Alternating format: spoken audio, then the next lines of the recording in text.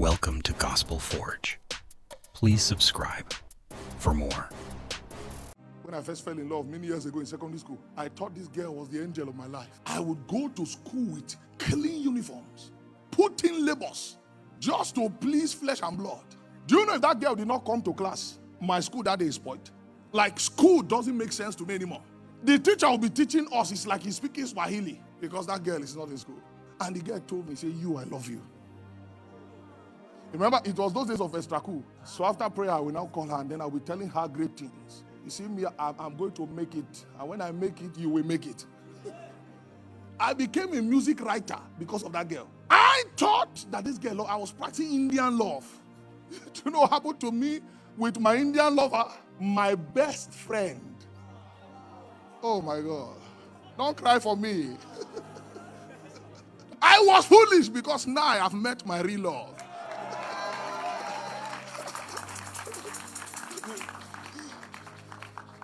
Some of you dying for somebody now. You don't know that God is still training your wife somewhere. You are here preparing for Valentine. They have not killed you yet, that's why. My best friend, in those days, they had these books that people used to buy. You know, these love books. You know, you buy those books and then you come and use the lyrics to those girls. Why are you saying yes? I've got to study. So this guy bought words are very powerful. I didn't know words could manipulate people. This guy crammed all those lyrics in that book. And me, I believed that, heart is heart, love is heart.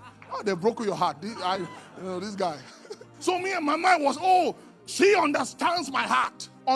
Yes, I'm sincere. Kai. I didn't know I have shareholders in church this morning. Someone that didn't have heart had mouth. When we were on break time in those days, our market square used to be upstairs because it's this kind of 3-story building. So this guy will keep this girl upstairs. I will be talking to her. And I will see them. But because this is my best friend, I didn't think anything to it. I'll shake him. "Oh, babe. Oh, baby, how you doing?" I didn't know I was. Oh, my God. Until this guy won this girl. The girl did not tell me. I was still writing songs. When I began to understand that there was a problem was when we now started doing lesson. When school is on break, there's this lesson they organize. So I would attend lesson. I would discover that my damsel has come to school very early so that him and this brother, my best friend, can be together. And I had one very loyal friend, very loyal guy. He was one who opened my eyes. I was doing Indian love. He now called me to the side so that foolishness doesn't kill me. "James, don't carry your baby. James, don't collect." I say, "It's a lie. It's impossible." You see, people who trust the heart, they are foolish people. That's what the Bible said. It's impossible. My friend? My own friend? I say, "It's not possible. You should stop that nonsense talk. Why are you accusing a good man like that?" I didn't know good man was pressing and doing all kinds of stuff. Me, I was in love, so I was like, I'm the good guy. Hey, Lado Sadaba. I'm the good guy. And this girl was very smart in covering it. So when it became so glaring, and I confronted this damsel, she cried that "You are accusing me." She wept. Oh, my heart. Oh, nahi. I now sat down. I was telling myself, "God, give me a good woman. Which kind of wahala am I doing like this?" I know there's a way she used to cry. When you are saying that thing, she will squeeze her hand like this. Then one tear will start coming down from here. Then Soti will now tell you, "See how wicked you are." But Kai, the way that my friend told me that thing, I know there's a little discernment the soul can have. There's the reason I'm saying all this. So you will know when something has happened. So I broke up. I didn't know that my breaking up was actually part of the plan. But he cried as though I'm the one who spoiled the relationship because I trusted in my heart. Now, many years later, today men have become kings and rulers. And then I get a call because, we're in this alumni group. It's only once in a while I come in there. And then I get a call from the love of my life. And I looked at the picture. Is it not this? The first question is, what was I thinking? You see, you think that thing is good because you are looking at it from this level. When you go through process, life will expose itself for what it is. You enter relationship with some people. Now, where you are standing for, you now ask yourself, what was in my mind when I was dying for this kind of person? She calls me some months ago. This has happened many years ago. I've forgotten totally. It's not something I even remember. Because we're in secondary school. More than how many years? And then this damsel calls me. I was crying. Who is so person? Oh, I just want to apologize for what I've done to you. Mommy. So, me, I was shocked. What did you do to me? There are some times people don't actually grow. If you're always stuck in the past, you cannot grow. Your body will grow, but you didn't grow. Me, where I've ascended to, I don't hold on to those petty things. I'm advancing forcefully in destiny. But somehow she was trapped in the regret. Because now when you watch the same person, you say this same person once was in my hand. So that torment kept her trapped in secondary school. Meanwhile, me have advanced. Now, the thing is that this lover that had lyrics, they now continued the relationship after secondary school.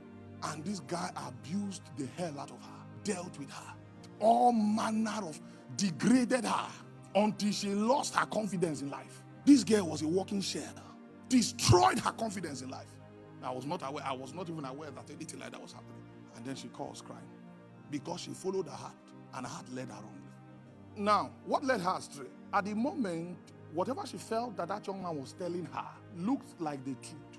So she was willing to gamble her destiny on something that time had not tried.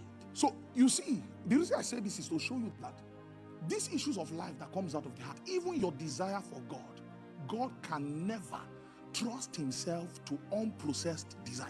God doesn't trust just your desire. He trusts your brokenness. God will never commit himself to a man who desires him who has not been tried. Not the God I read of in the Bible. Didn't you see when scripture say, you will seek me and find me, then there's a clause. He said, when you sought for me with all, have you ever asked yourself, how does a man seek God with all his heart?